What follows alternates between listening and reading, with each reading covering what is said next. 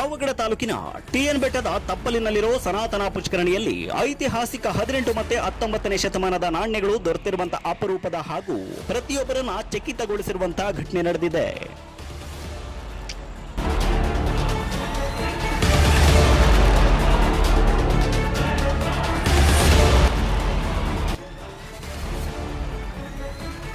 ಪಾವಗಡ ತಾಲೂಕಿನ ಗುಜ್ಜನಡ ವ್ಯಾಪ್ತಿಯಲ್ಲಿ ಬರುವಂತಹ ಟಿಎನ್ ಬೆಟ್ಟದಲ್ಲಿ ತಿಮ್ಮಪ್ಪನ ದೇಗುಲವಿದೆ. ಇದಕ್ಕೆ ಎರಡನೇ ತಿರುಪತಿ ಅಂತಲೂ ಕೂಡ ಕರೆಯಲಾಗುತ್ತೆ. ಶ್ರಾವಣ ಮಾಸದಲ್ಲಿ ದೂರಗಳಿಂದ ಸಾವಿರಾರು ಭಕ್ತರು ಇಲ್ಲಿ ನೆಲೆ ನಿಂತು ಭಕ್ತರಿಗೆ ಹೊಳಿತು ಮಾಡುತ್ತಿರೋ ತಿಮ್ಮಪ್ಪನ ದರ್ಶನ ಪಡೆಯಲು ಬರುತ್ತಾರೆ.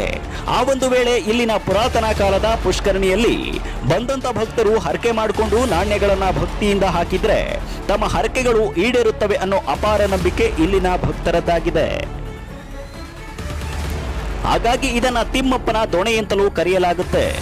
ಇದನ್ನ ಸ್ಥಳೀಯ ಗ್ರಾಮಸ್ಥರು ಸ್ವಚ್ಛಗೊಳಿಸುವಂತ ವೇಳೆ ವಿಜಯನಗರ ಅರಸರು ಮತ್ತೆ ಮೈಸೂರು ಅರಸರು ಹಾಗೆ ಬ್ರಿಟಿಷರ ಕಾಲದ ನಾಣ್ಯಗಳು ದೊರೆತಿವೆ.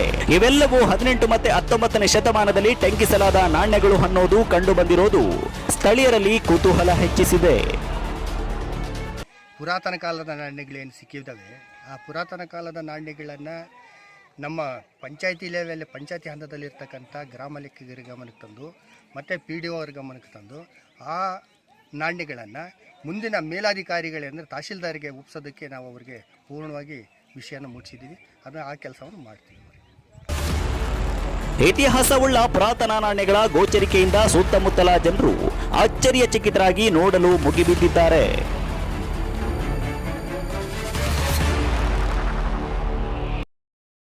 ಬಂದು ಇವತ್ತು ಕಾಯಿನ್ಗಳನ್ನ ಹಾಕ್ತಾ ಇದ್ದಾರೆ. ನಾವು ನೋಡ್ದಂಗೆ 1833 ನಾನು ನೋಡಿರೋದು. ಅಲ್ಲಿಗೆ 187 ವರ್ಷದ ಹಿಂದಿನ ಕಾಯಿನ್ಗಳು ಸಿಕ್ಕಿದ್ದಾವೆ. ನಿಜಾಮ್ರ ಕಾಲದ್ದು ಇರ್ಬೋದು ಅನಿಸುತ್ತೆ, ಜೊತೆಗೆ ಬ್ರಿಟಿಷ್ ಕಾಲದಲ್ಲಿರೋದು ಸಿಕ್ಕಿದೆ. ಈ ಬಗ್ಗೆ ನಾನು ನಮ್ಮ ಮೇಲಾಧಿಕಾರಿಗಳಿಗೆ ಮಾತಾಡಿ ಮಾನ್ಯ ಉಪವಿಭಾಗಾಧಿಕಾರಿಗಳಿಗೆ ಮಾತಾಡಿದೆ. ಅವರು ಹೇಳಿದ್ದಾರೆ ಇದನ್ನು ತಮ್ಮಲ್ಲಿ ಏನು ಸಿಕ್ಕಿದೆ ಅದನ್ನು ಒಂದು ಫೋಟೋ ತೆಗೆದುಬಿಟ್ಟು ಕಳಿಸಿದ್ದೀನಿ ವಾಟ್ಸಪ್ಪಲ್ಲಿ, ಸಲಹೆ ಕೊಡ್ತಾರೆ, ಅದ್ರ ಮೇಲೆ ಮಾಡುತ್ತೆ. ಇನ್ನು ಪ್ರತಿಯೊಬ್ಬರನ್ನ ಚಕಿತರನ್ನಾಗಿಸಿರುವ ರೀತಿಯಲ್ಲಿ ನಾಣ್ಯಗಳು ದೊರೆತಿರುವ ಈ ಪುಣ್ಯ ಸ್ಥಳಕ್ಕೆ ಲಿಖಿತ ರೂಪದ ಇತಿಹಾಸದ ಉಲ್ಲೇಖಗಳಿಲ್ಲ.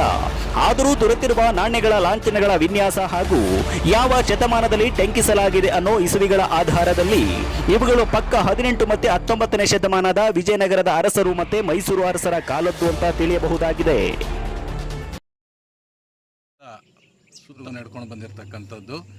ಈಗ ಈ ಪುಷ್ಕರಣಿಯನ್ನು ಸ್ವಚ್ಛ ಮಾಡಲಿಕ್ಕೆ ಊರಿನ ಪ್ರಮುಖರು ಮುಂದಾಳತ್ವವನ್ನು ವಹಿಸಿಕೊಂಡಾಗ ಸುಮಾರು 1 ಚೀಲದಷ್ಟು ನಾಣ್ಯಗಳು ದೊರಕಿವೆ.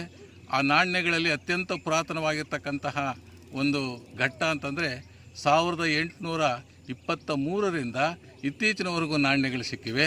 ಅಂದರೆ ಮೈಸೂರು ಅರಸರು, ಟಿಪ್ಪು ಸುಲ್ತಾನ್, ಬ್ರಿಟಿಷರು ಮತ್ತು ವಿಜಯನಗರ ಅರಸರು ಈ ಎಲ್ಲ ಅರಸರ ಕಾಲದ ನಾಣ್ಯಗಳು ಈ ಪುಷ್ಕರಣಿಯಲ್ಲಿ ಸ್ವಚ್ಛ ಮಾಡತಕ್ಕಂಥ ಸಂದರ್ಭದಲ್ಲಿ ಸಿಕ್ಕಿವೆ. ಇದನ್ನ ಮುಂದಿಟ್ಕೊಂಡು ಗಮನಿಸುವುದಾದರೆ ವಿಜಯನಗರ ಸಾಮ್ರಾಜ್ಯದ ಅವಧಿಯಲ್ಲಿ ಈ ತಿಮ್ಮಪ್ಪನ ಕ್ಷೇತ್ರ ಇತಿಹಾಸ ಪ್ರಸಿದ್ಧವಾಗಿತ್ತು. ಆಗ ನಿಡಿಗಲ್ ಪ್ರಾಂತ್ಯವನ್ನ ಹೊಟ್ಟಣ್ಣ ನಾಯಕ ಆಳ್ವಿಕೆ ನಡೆಸಿರ್ತಾನೆ. ಆ ಒಂದು ವೇಳೆಯಲ್ಲಿ ಪ್ರಾಂತೀಯ ಒಡೆಯನಾಗಿ ತಿಮ್ಮನಾಯಕ ವಿಜಯನಗರ ಸಾಮ್ರಾಜ್ಯದ ಅಧೀನ ನಾಯಕನಾಗಿ ಆಳ್ವಿಕೆ ನಡೆಸಿರಬಹುದು ಅನ್ನೋ ಹೋಲಿಕೆ ಆಧಾರದಲ್ಲಿ ಹೇಳಲಾಗುತ್ತೆ. ತಿಮ್ಮನಾಯಕನ ಆಳ್ವಿಕಾವಧಿಯಲ್ಲಿ ತಿಮ್ಮಪ್ಪನ ಜಾತ್ರೋತ್ಸವ ತುಂಬಾ ಅದ್ದೂರಿಯಾಗಿ ನಡೆದಿತ್ತೇನೋ. ಹಾಗಾಗಿ ಇಂದಿಗೂ ಜಾತ್ರೆ ಕೈಂಕರ್ಯಗಳು ಶ್ರದ್ಧಾ ಭಕ್ತಿ ವಿಜೃಂಭಣೆಯಿಂದ ನಡೆಯುತ್ತಿವೆ. ಜೊತೆಗೆ ಇಲ್ಲಿರುವ ಕೆರೆ ಕುಂಟೆ ಕಟ್ಟೆಗಳು ಹಾಗೆ ಭಕ್ತರಿಗೆ ಕುಡಿಯಲು ಈ ಪುಷ್ಕರಣಿಯನ್ನ ತಿಮ್ಮನಾಯಕನ ಕಾಲದಲ್ಲಿಯೇ ನಿರ್ಮಾಣವಾಗಿರಬಹುದು ಅಂತ ಸಾಹಿತಿ ಸಣ್ಣ ನಾಗಪ್ಪ ತಿಳಿಸಿದ್ರು. ಬೆಟ್ಟ ಅಂತೇಳಿ ಬಹಳ ಪ್ರಸಿದ್ಧಿ ಪಡೆದಿರ್ತಕ್ಕಂಥದ್ದು. ಈ ಪ್ರಾಂತ್ಯದಲ್ಲಿ ಹಿಂದೆ ನಿಡಿಗಲ್ಲ ಅರಸರ ಹೊಟ್ಟಣ್ಣ ನಾಯಕನಿಗೆ ಸಂತಾನ ಇಲ್ಲದೆ ಇರತಕ್ಕಂಥ ಸಂದರ್ಭದಲ್ಲಿ ತಿರುಪತಿ ತಿಮ್ಮಪ್ಪನಿಗೆ ತನಗೆ ಸಂತಾನ ಆದರೆ ನಿನ್ನ ಹೆಸರಿನಲ್ಲಿ ಗುಡಿಗೋಪುರಗಳನ್ನು ಕಟ್ಟಿಸ್ತೇನೆ ಅಂತೇಳಿ ಅರಿಕೆ ಮಾಡಿಕೊಂಡಾಗ ಅವನಿಗೆ ಪುತ್ರ ಸಂತಾನ ಆದಾಗ ಈ ಪ್ರಾಂತ್ಯಕ್ಕೆ ಬಂದು ಇದು ಸೂಕ್ತವಾದಂಥ ಸ್ಥಳ ಎಂಬುದಾಗಿ ನಿರ್ಧಾರ ಮಾಡಿ ಮ್ಯೂಸಿಯಂನಲ್ಲಿ ಇಟ್ಟಿದ್ದೆ. ಆದರೆ ಮುಂದೆ ಬರ್ತಕ್ಕಂಥ ಯುವ ಪೀಳಿಗೆಗೆ ಈ ಪ್ರಾಂತ್ಯದ ಒಂದು ಪ್ರಸಿದ್ಧ ಇತಿಹಾಸವನ್ನು ಮನವರಿಕೆ ಮಾಡಿಕೊಳ್ಳಲಿಕ್ಕೆ ಸಾಧ್ಯವಾಗ್ತದೆ. ಜನ ಭಕ್ತಾದಿಗಳು ಬರ್ತಾರೆ. ಇಲ್ಲಿ ಅವರಿಗೆ ಬೇಕಾದಂಥ ಮೂಲಭೂತ ಸೌಕರ್ಯಗಳು ಬೇಕಾಗಿದೆ. ಇಲ್ಲಿ ಮುಖ್ಯ ಅಡುಗೆ ಮಾಡಲಿಕ್ಕಾಗಲಿ ಕುಡಿಯೋದಕ್ಕಾಗಲಿ ನೀರಿನ ವ್ಯವಸ್ಥೆ ಬೇಕು. ನೆಕ್ಸ್ಟು ತಿಮ್ಮಪ್ಪನ ಬೆಟ್ಟದ ಮೇಲಕ್ಕೆ ಹೋಗೋದಕ್ಕೆ ಮೆಟ್ಲ ವ್ಯವಸ್ಥೆ ಬೇಕು. ನೆಕ್ಸ್ಟ್ ಶ್ರಾವಣ ಮಾಸದಲ್ಲಿ ಅಡುಗೆ ಪ್ರತಿ ಬುಡದಲ್ಲಿ ಅಡುಗೆ ಮಾಡ್ತಾರೆ. ಹಂಗಾಗಿ ಇಲ್ಲಿರುವಂಥ ಮಂಟಪಗಳ ರಿಪೇರಿ ಕಾರ್ಯ ಆಗಬೇಕಾಗಿದೆ.